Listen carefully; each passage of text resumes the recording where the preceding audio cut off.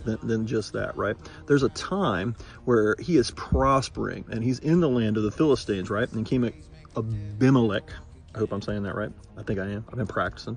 All right. King Abimelech's like, they start getting worried because you know, Isaac and all of his people are starting to get numbers. They're getting great wealth. It starts, you know, they start to be, you know, making nervous, like they're going to, you know, take his kingdom over and stuff. So he says, hey, you know, I'm going to ask you, was it verse 16, 26:16 in Genesis? It says, and Abimelech said to Isaac, go away from us, for you are much mightier than we. So Isaac departed, right? And so what Isaac does is he kind of goes on this trail that Abraham had followed, and he goes back and he's unclogging these wells and he's digging some new wells.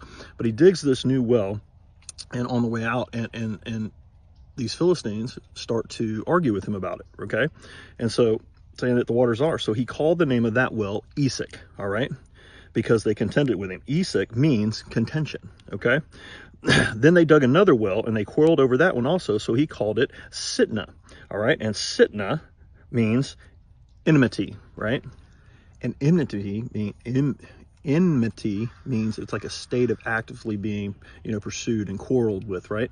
All right. So he names that well Sitnah.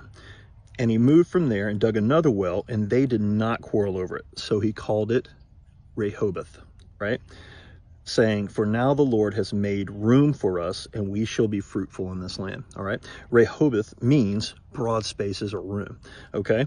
And I just thought that the names of the wells were so like awesome. Okay. Because look, let me tell you something. If you're going through a place of contention, right, where you in strife, if you're having a place where people are quarreling with you, right, and constantly pursuing you and constantly being on you for walking in the path of God, right, God's going to bring you to your own Rehoboth, right, a place that has wide open spaces, a place where you have room to grow and you can be exactly who God intended you to be.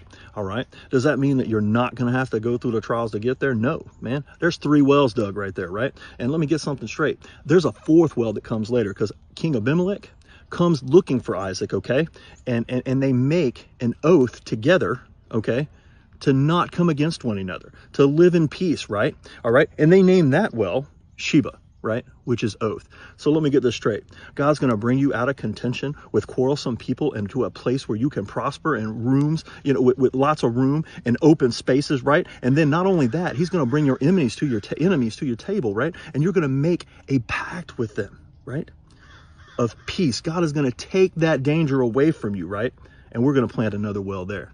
Man, God is good. I love you guys. Fat Guys Rock. Woo!